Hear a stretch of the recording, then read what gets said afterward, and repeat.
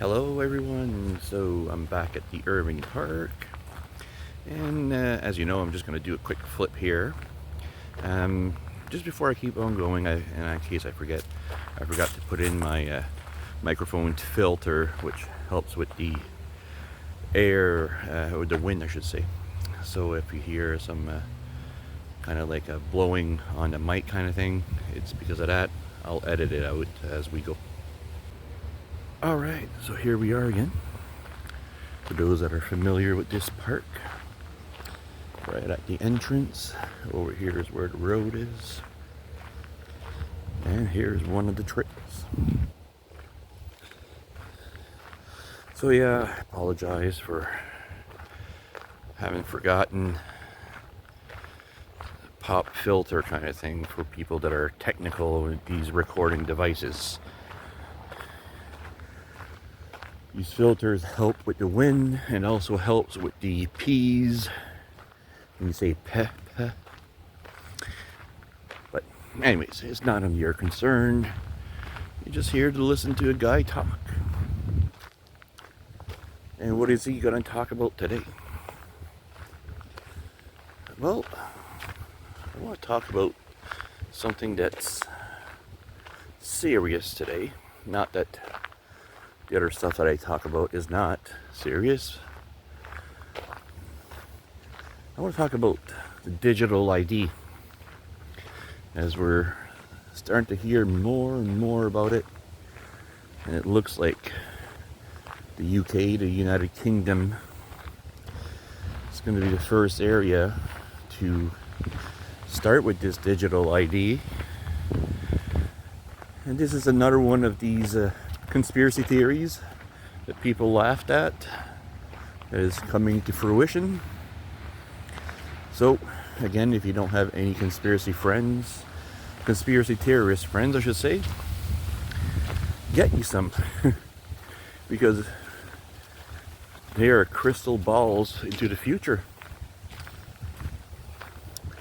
So for people that don't know digital ID, we might be saying, well, what if they make another idea? Why should I care if they make a new ID? Well, if you're somebody that cares about your privacy, if you care about having your own internal functions, such as, well, your blood type and your, things like your genes, your DNA, if you would want that to remain part of your own privacy, then you should care. Because the digital ID, from what I understand, will require a bunch of intrusive things from you. First being, now this is not 100% sure, I'm not sure, but I think it is, your blood. So they'll need some of your blood. They'll need your eye scan. And, maybe sometimes we'll have this odd person that say, well, I don't care about them scanning my eyes or getting some of my blood. Because right now what they're saying is that with everything with AI that's coming out, which is something that they came out with, so this is relevant to people that know about the whole problem, reaction, solution apparatus that you usually use.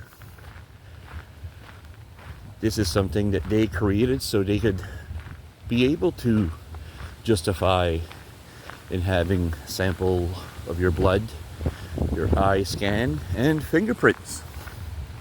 So you remember when before, people that had to get their fingerprints, they were suspected of criminal activity. Well, no more. You can be somebody that did absolutely nothing wrong, and they will still ask for your blood. And this is coming out for people that are Canadian, they were all praising everything that was going on in Alberta. Well, it's going to come out in Alberta first, it looks, by the sounds of things.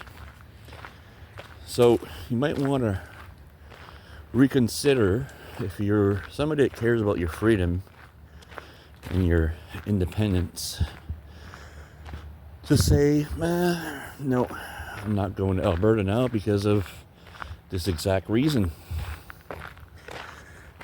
So again, I'm not sure where it's going to come out, which country.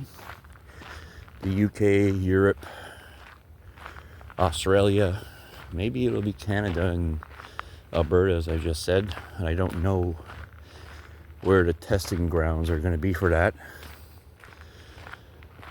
And they justify it by saying, well, right now, with everything that AI can do, they can have some deep fakes, and that's something that, if you don't understand, right now AI is advanced enough so they could take from what it has collected throughout all these years of pictures, of videos, the post, your voice.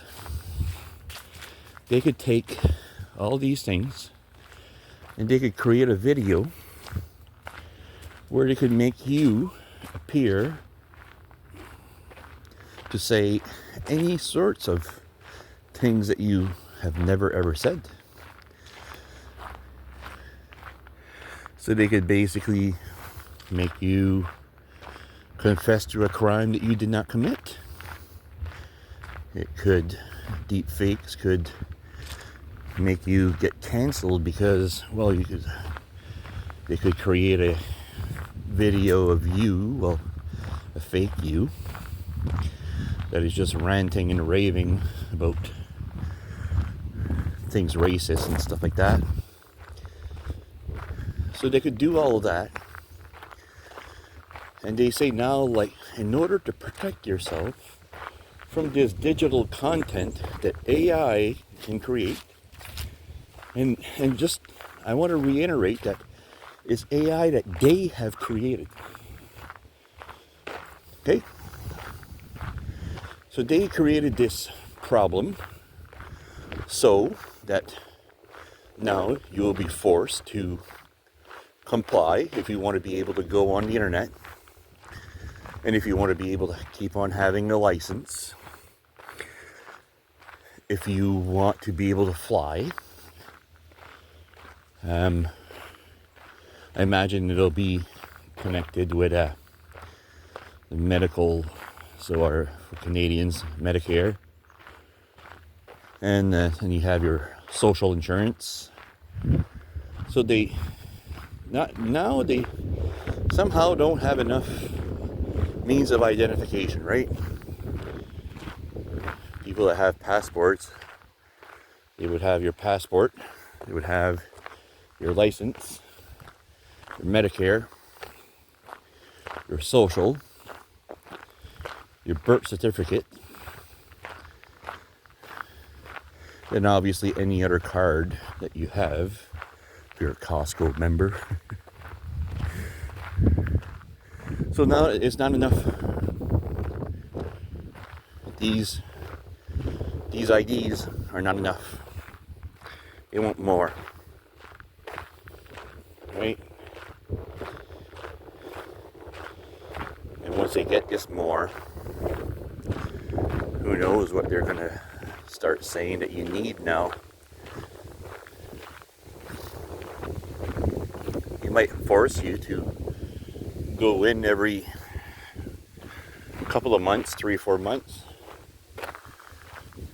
come in for some brand new fingerprints, some new blood samples, some new eye scans, just because, well, whatever they come up with as an excuse. Because that's all it is, what they're talking about. It's all excuses to gain more control and for you to have less autonomy, less privacy, less freedom. And this is, I can't stress how important this is. It's very, very important that we all say no. That we all say no. No, no, no. You're not getting my fingerprints. I've done nothing wrong. You're not getting my eye scans. You don't need that. You don't need blood samples. Because as we learned during COVID, if people comply, you're going to start pushing even more. And it'll stop when we say no. This all stops when we all collectively say no. But people that are awake know that people that are awake are a very small percentage of the population. And this is why it is so vital that people wake up to this. It is so important that we all wake up and take responsibility for our own lives. Stop depending on government. Stop depending on corporations. And start working together like the Amish and Mennonites do. And that doesn't mean that we have to abandon or throw away all the technology. It doesn't mean that, right? They do it their own way, the Amish and the Mennonites. Now we're starting to see why. Because they were ahead of the curve. They rejected technology because track and trace. They can monitor all your purchases if you have a credit card and online banking and all that stuff. So they don't have to worry about, losing their bank accounts because many of them don't have any. They have community that protects them from having to worry about these things. And if we can all wake up and realize that we all need to work at this together and abandon this control system that we have, because this control system will not stop. It won't stop at the digital ID. It won't stop at the blood samples that you need to give, or the eye scans, the fingerprints. It won't stop there. There'll be more. And, it's very important that we realize how important this is. Do we want to continue on a sort of system like this that is trying to control everything, all life, track and trace animals, plants? So, we all have choices. If this is something that you want, okay, then go and get your eye scanned, fingerprints taken, give some blood.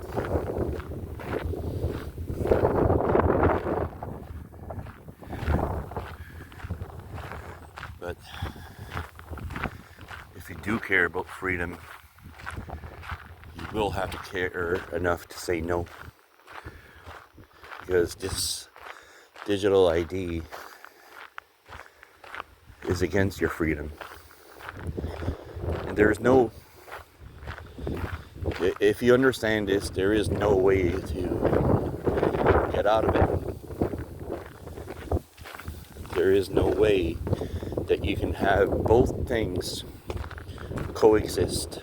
You cannot have a system designed to control and monitor and track and trace you and you be free.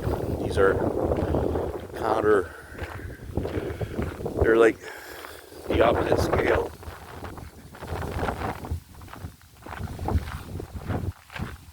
So I've apologize if there's a lot of wind noise again. As I said from the very start, I got here and I realized I forgot it, and I was like, I'm not turning around even though it's not far. Because I was driving it and there wasn't much wind. But for some reason, every time I come here, there is at least a little breeze going on. So, anyways, it is what it is. So, let's say you are somebody like me, and you care about your freedom, care about not succumbing to societal pressure and to giving more control to psychopaths. So if you're like that, you need to draw a line in the sand, and it would be wise if you plan on having, I don't know, having an escape plan of sorts, I guess. And my desire to move down south is becoming more and more obvious to me, as this is another thing that I have realized and I have looked into. So there are places where this digital ID will simply not work. Most places are in the undeveloped countries. You know, the previous term was the third world countries. You know, countries that don't have infrastructure and they have a very limited government that is in control. So, as I've been looking into this, I found that around, I think, over 50% of Mexicans don't have a bank account. And even the ones that do have a bank account, most of the transactions are done with cash. You remember the old days where we used to go at a, I don't know, grocery store to pay your electric bill or pay whatever bill? Well, they do that over there in Mexico, in Guatemala, El Salvador, and many other countries. If you're interested in going down south, do your own due diligence and do some research into these things, because it's going to become more and more important. And another thing about Mexico is that they have a very strong distrust of their own government. And the government is going to have a very difficult time to pass this digital ID because of this distrust that the people have towards their government. That doesn't mean it won't happen in the future. Just means that it's not going to happen right away. But if you're somebody like me, finding a place like this, and I guess like Africa is another place where it's the same case. So yeah, so if you care about your privacy, it's time for you to look into this, because Canada is one of the most brainwashed countries on this freaking planet. We found that during COVID, how many people ratted on their neighbors. So we have big decisions to make. You want to stay in a country that's sinking very, very quickly as far as privacy, freedom go, Or do you want to go down with the ship? Right? Because Canada is your place of birth, and then we become attached to this place of birth, and we say, I have to stay here. My family is here, my friends. Well, as far as I go, during COVID, I lost almost all my family because they were calling me insane, crazy, because I was warning them about the whole COVID con and then poisonous vaxes. So I'm not losing much. I only have a few friends and family left. So that's maybe why for me it's not very difficult to plan leaving here, because I don't have much to lose. But there's people maybe that they still have good relations with their friends and family, and I understand that. This might be part of your journey to stay here and maybe help turn this ship around. Maybe it is. All I know is, for me, there is no saving this ship. It needs to sink so something new can come about. So, but that's me, right? You have to make up your own decisions and come up with your own conclusions.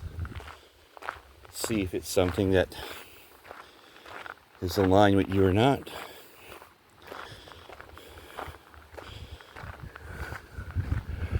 And that's part of the spiritual work that we all need to do. Just connect inside and see what is meant for you and what's not. So videos like this don't negate the fact that we need to keep on deepening our connection to spirit. Actually, it reinforces the fact that it's something very much needed. So yeah, we have all big decisions to do, right? We all have big decisions to do. And some people, for them, is like, no, it's not a big decision at all. It's right? And okay, that's fine.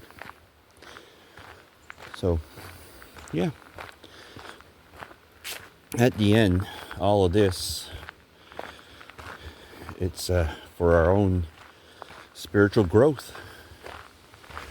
All of this is happening so we get uncomfortable and have to make tough decisions. I don't know if you ever heard this quote before, but it goes something like this, that I had to make you uncomfortable so that you had to move. Because otherwise, if you got too comfortable, you'll never move. And for me, it's very apparent that I have to move. But again, that's me, right? I'm not trying to convince you to do the same thing as I am. You need to figure that out by yourself. So yeah,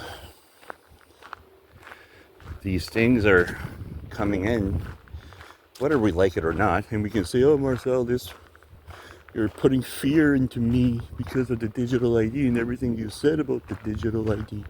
Well, good. That means that you need to look into this fear and look and face this fear so you can grow. It's making you uncomfortable. So you have to explore these things and figure out, why is it making you fearful? So you're welcome. My uncomfortable comments are forcing you to face things that you don't want to face. And I'm sorry if it makes you feel that I am this nagging little voice inside your head that makes you question things. I'm sorry. Actually, no, I'm not sorry. I'm very happy to be that voice. Because obviously so many of us are going through life without exploring things on a deep level. And then as a result, we have a life where we don't know what we want to do. And then by having that, then you have psychopaths that can offer you something like a digital ID, and you say, well, since I don't know what I want to do, I'm going to go with what these people tell me I need to do. I'm going to take that digital ID. It's like, oh my goodness. All right, well, this is going to hurt, but, go for it. Right? If you want to stay in Canada and go down with the sinking ship, you stay in Canada and go down with the sinking ship. Maybe it won't sink.